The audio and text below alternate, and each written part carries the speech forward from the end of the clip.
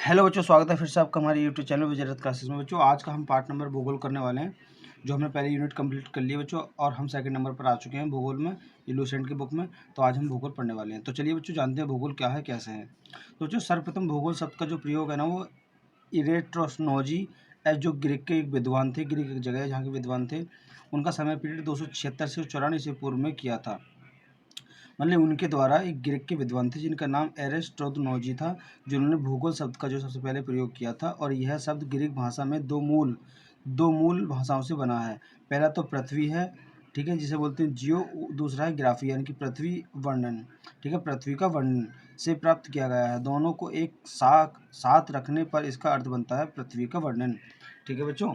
Geography, जियो का मतलब होता है पृथ्वी और ग्राफी का मतलब होता है वर्णन। तब जो दोनों को एक साथ रखने से तब जाकर के ये बनता है, क्या होता है, पृथ्वी का वर्णन बनता है, ठीक है। नेक्स्ट पॉइंट देखते हैं बच्चों। इसमें नेक्स्ट पॉइंट हमारा होने वाला है हिकेटियस ने अपनी पुस्तक, जिनका पुस्तक का नाम है जस्ट पीरियड्स, अर्थात पुस्तक का वर्णन में सर्वप्रथम भौगोलिक तत्वों का गठबंधन समावेश किया गया है बच्चों, ठीक है।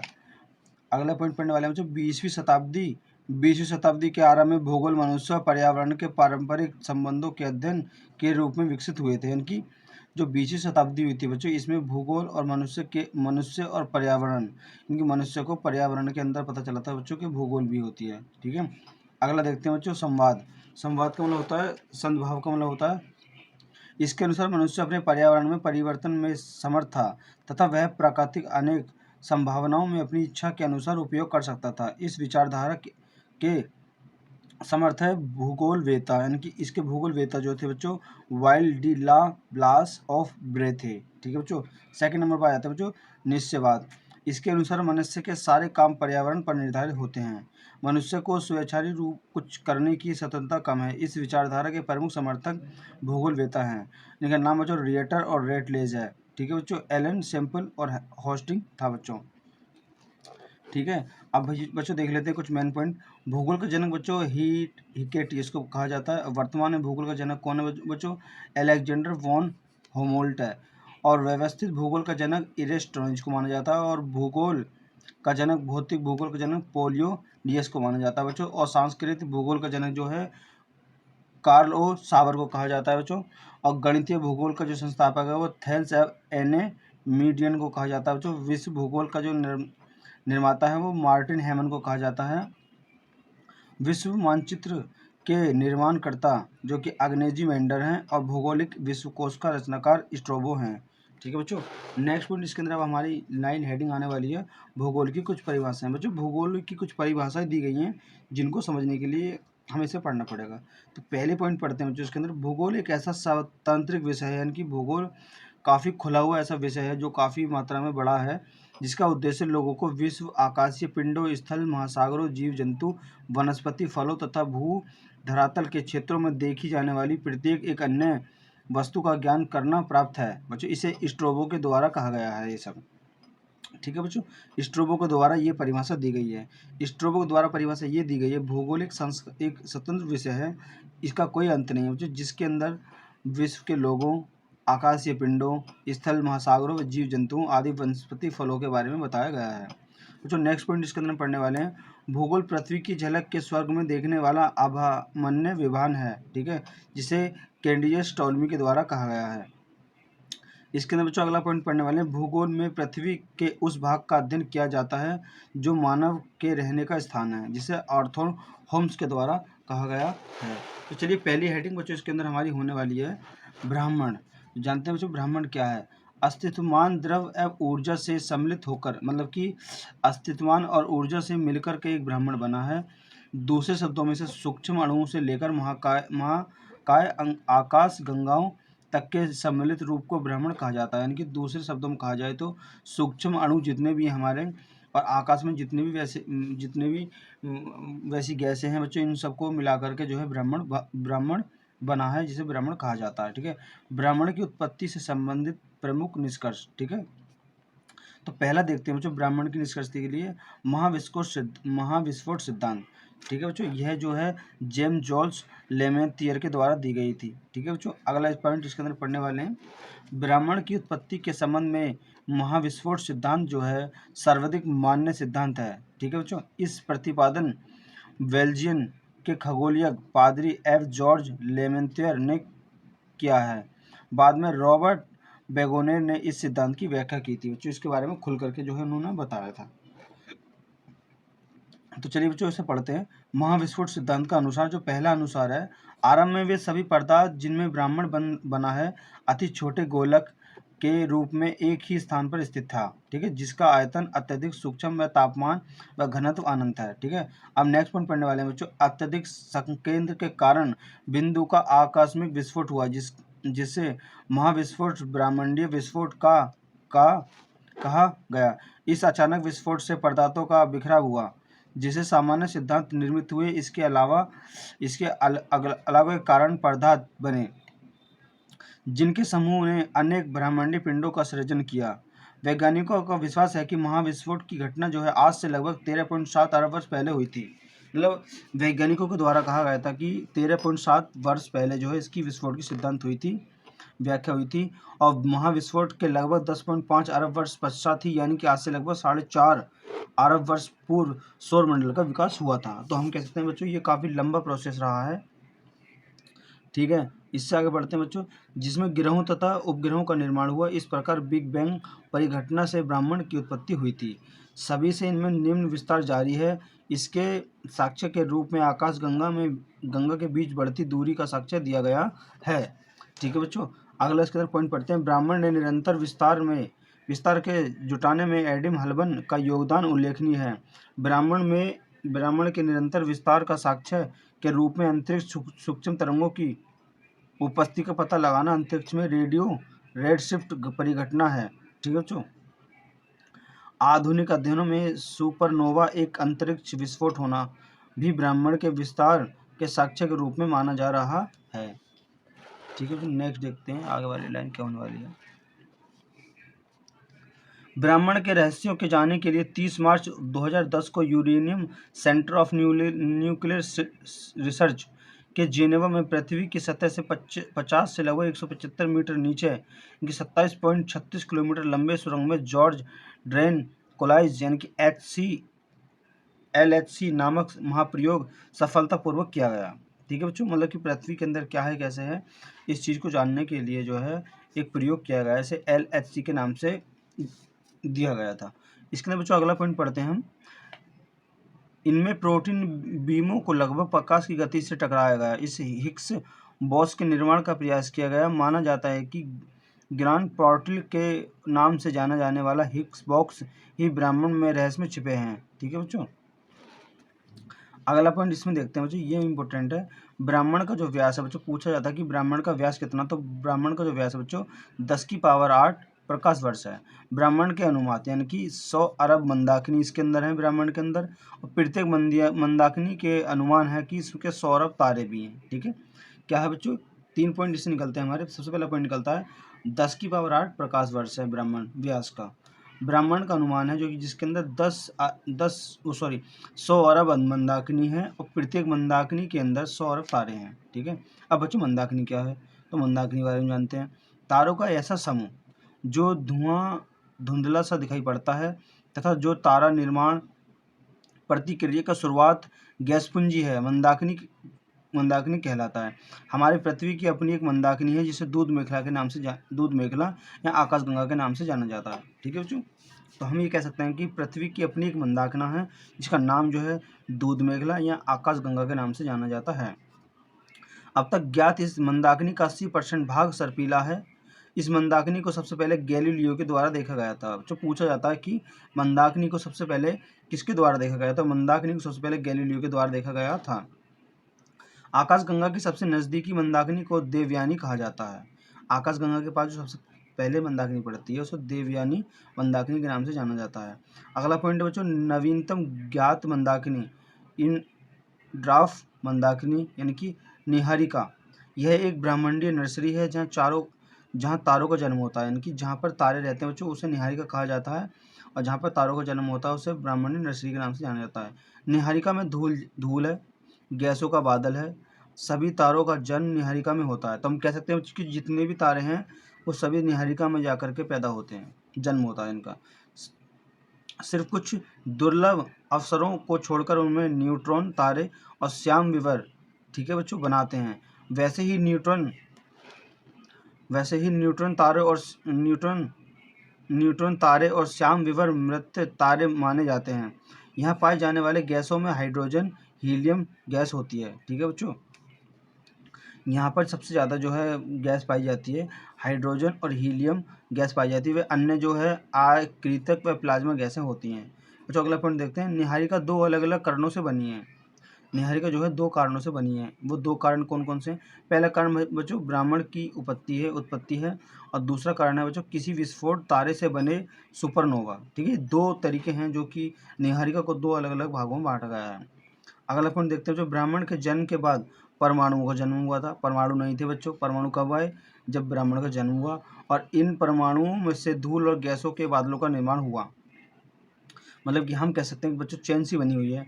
जब सबसे पहले ब्राह्मण बना, ब्राह्मण बनने के बाद परमाणुओं का जन्म हुआ। परमाणु का जन्म होने के बाद में इसमें धूल बनी और धूल बनने के बाद सीधे गैस बनी। गैस बनने के बाद सीधे बादलों का निर्माण हो गया।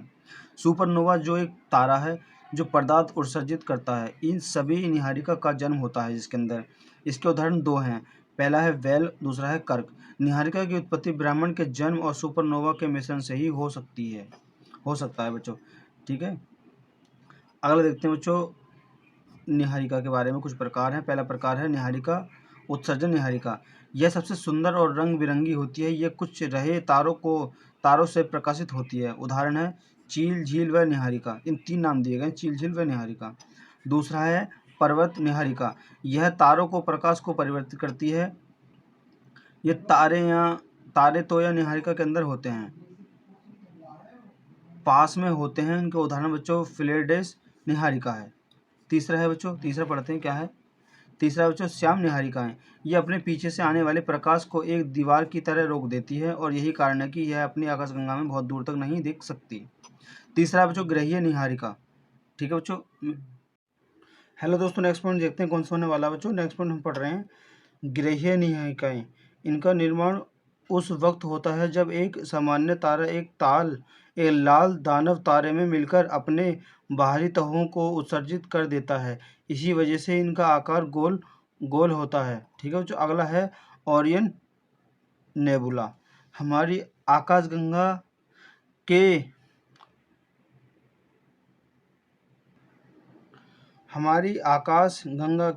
जो ये सामान्य तरह लाल दानव तारे में मिलकर अपने बाहरी से उत्सर्जित कर देता है, ठीक है। यही वजह से इसका आकार लाल होता है।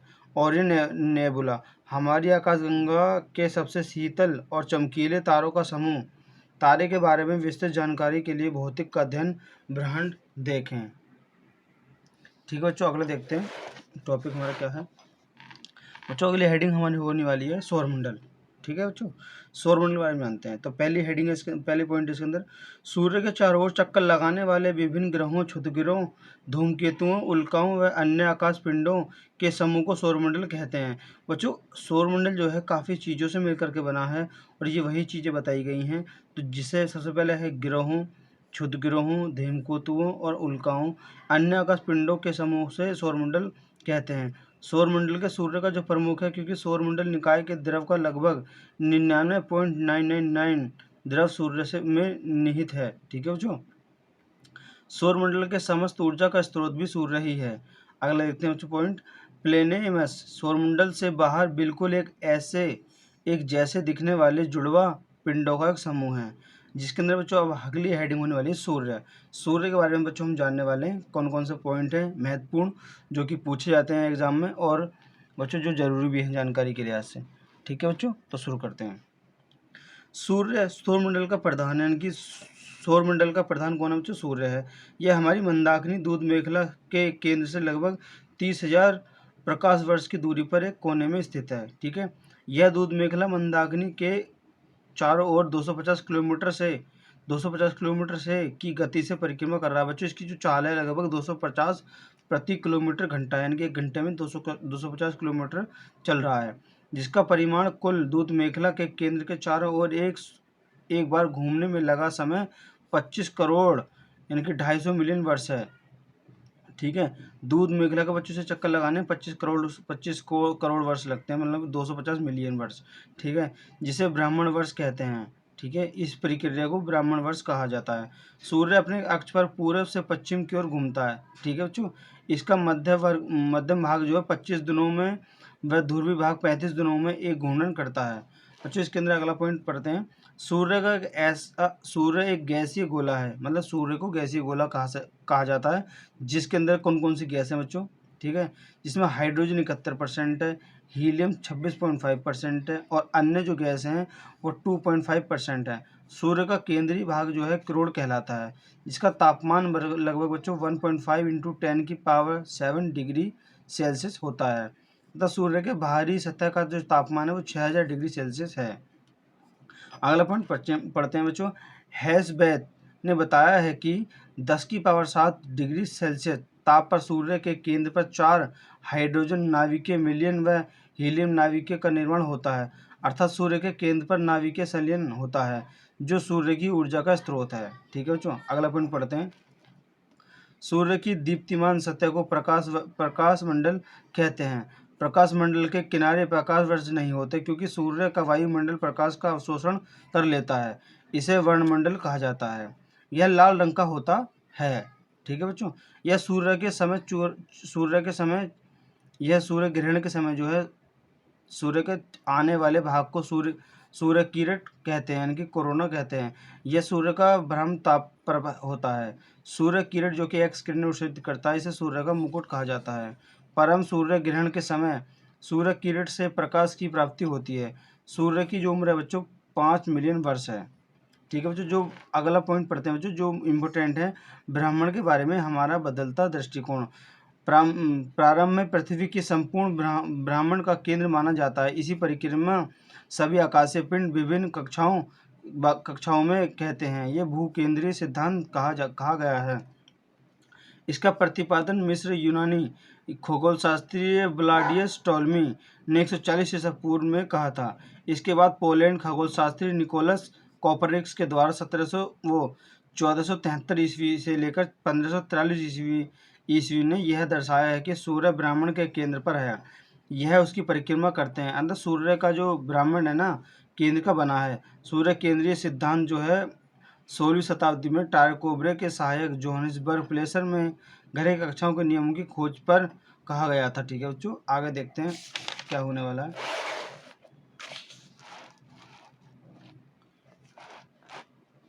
आगे पढ़ते हैं बच्चों पॉइंट। भविष्य में सूर्य द्वारा ऊर्जा देरी रहने का समय जो है 10⁻11 वर्ष है। सूर्य के प्रकाश को पृथ्वी तक पहुंचने में लगभग 8 मिनट 16.6 सेकंड लगते हैं। ठीक है, जो सौर ज्वाला को उत्तरी ध्रुव पर ऑरोरो बेलियस कहा जाता है और दक्षिणी पर इसे ऑरोरो ऑस्ट्रेलियस कहा जाता है। अगला पॉइंट बच्चों, सूर्य के धब्बे चलते हुए गैसों के खोल है। यह तापमान आसपास में लगभग 15,000 यानी कि 1500 डिग्री सेल्सियस कम होता है। तो सूर्य के धब्बों का पूरा चक्र जो है 22 वर्षों का होता है, और पहले 11 वर्ष तक यह धब्बा बढ़ता है और अगले 11 वर्ष तक यह धब्बा घटता है। जब सूर्य को सतह पर धब्बा दिखलाई पड़ता है, तब सूर्य पृथ्वी का चुंबकीय झंझनाहट उत्पन्न होती है, जिससे चुंबकीय सुई की दिशा बदल जाती है। अब रेडियो, टेलीविजन, बिजली चालित मशीन आदि में गड़बड़ी उत्पन्न हो जाती है। ठीक है बच्चों, नेक्स्ट पॉइंट है। सूर्य का जो व्यास है 13,92,000 किलोमीटर है, जो पृथ्वी के व्यास का लगभग 110 गुना है।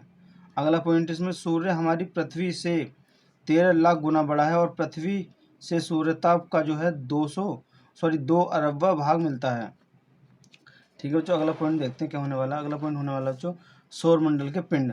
अंतर्राष्ट्रीय खगोल शास्त्री, ठीक है, यूएन के द्वारा जो प्रारंभ सम्मेलन 2006 के अनुसार सौरमंडल में मौजूदा पिंडों को निम्नलिखित 3 श्रेणियों में रखा गया था।